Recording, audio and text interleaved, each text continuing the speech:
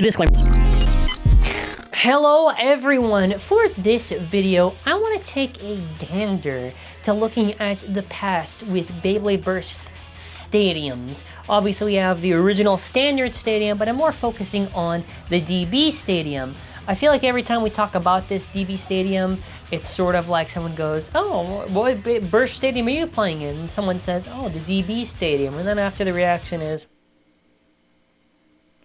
But for this video, I want to really take a look at this and kind of give my thoughts on, you know, whether or not was this TT's, like, in terms of stadium-wise, biggest failure that they did. But shout out to my boy Keo for any actual feedback, kind of just giving help for me to formulate my thoughts. Let's essentially just go over the stuff with the DB Stadium. It's got a deeper curve to it, more defined ridges, and it has 2 fat pockets. Now, the standard, or just the base stadium, has been the stadium that was, well, the standard. It basically since, like, the end of the GT era, and then after kind of going through almost all of Sparking, except there was, like, the Dash Stadium, but we don't talk about the Dash Stadium. But basically the issues you have once you get near, like, this Sparking era, essentially, even maybe kind of GT, is that the bays get far too large from what they originally were. And because of that, the stadium feels a lot smaller. Like, if you look at a battle with, like, the original layers versus, let's say, a battle with, like, the DB bays, there is a huge difference in size, which in this case, size does matter, because the stadium is, it's too small for the big bays, and then after... It's just an issue, like things then after a little bit hard to KO because the pockets are too small for it, which if they had exits, you know, that wouldn't be too much of an issue, but we have to have pockets, right? So, you know, in one way, it does attempt to solve this issue of the stadium being a lot larger for these bays, so it actually kind of feels like, you know, they aren't so big in the stadium. But then after, it's like, you know what Takara Tomy basically is doing? Is like, Takara Tomy goes... I'll fix the window of your home, but I'm also gonna break all of your lights. Well, you fixed the window, but now I can't see.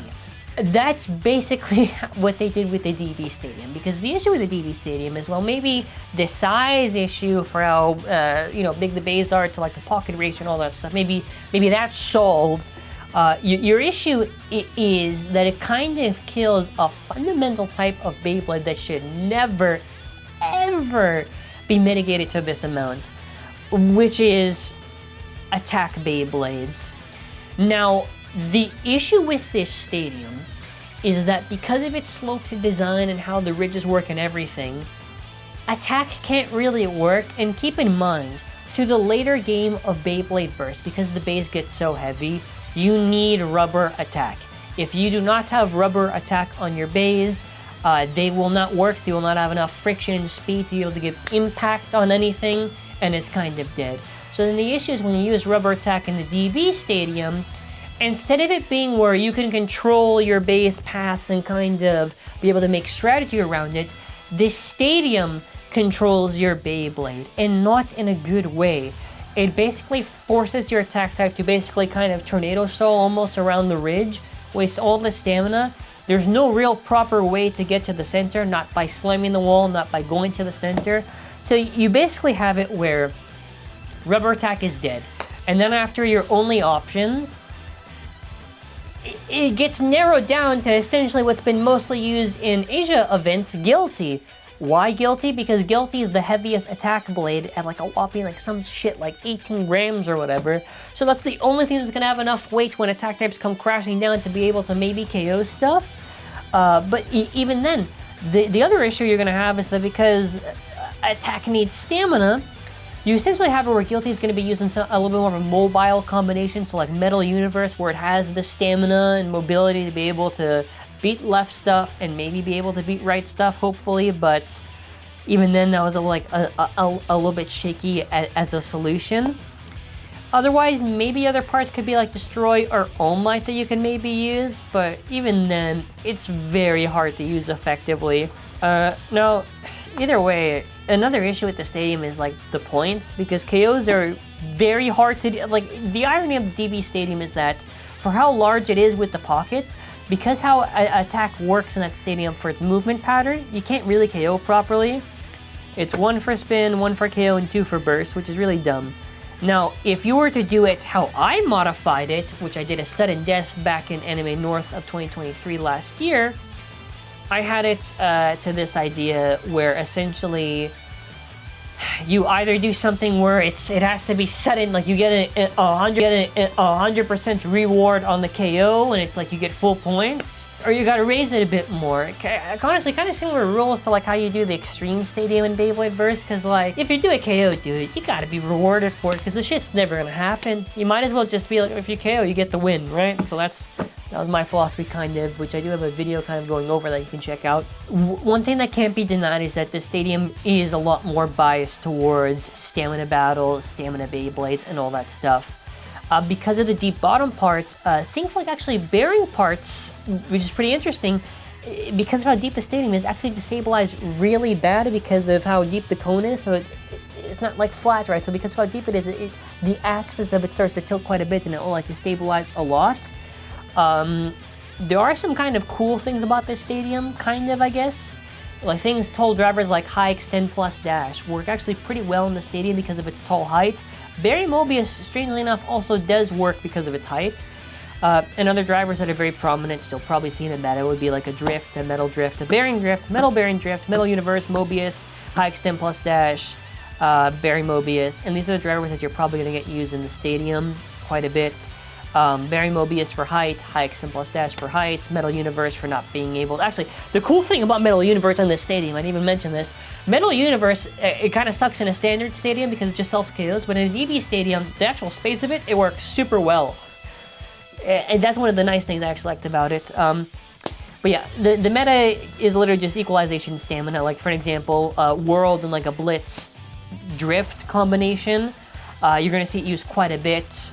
The 5G events are mostly just stamina stuff, and everything becomes pure stamina equalization, which, if you like that type of stuff, then that's kind of your fun. If you don't like that type of stuff, you're in for hell. But this stadium, how much can you fault this stadium?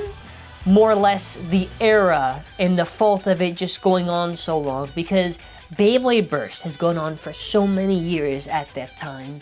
And because the base got heavier and heavier, things became more focused on life after death because things get heavier and it's harder to knock out.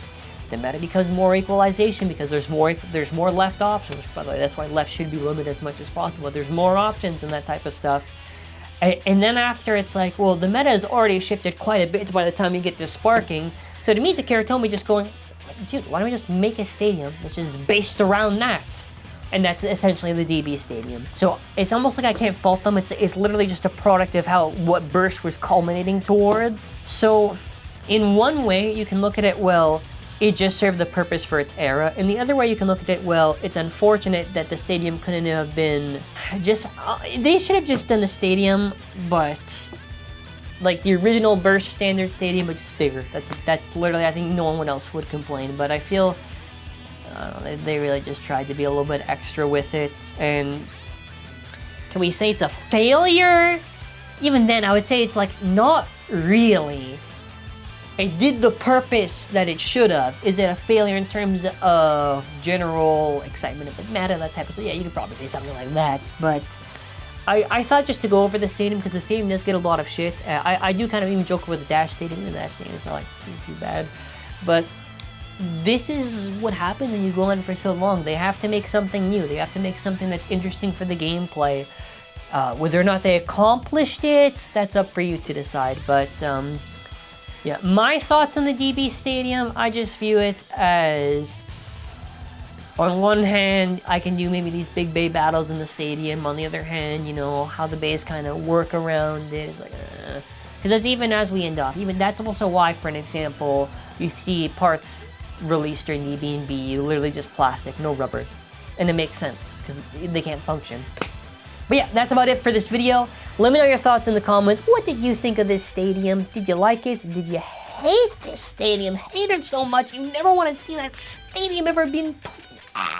You never want to see the stadium ever played in. Let me know your thoughts in the comments. Anyways, thank you for watching. Have a wonderful day, and bye! And by the way, mollabays.com. We have, please buy, someone buy Beyblade Burst product on our store. We have plenty that are left over.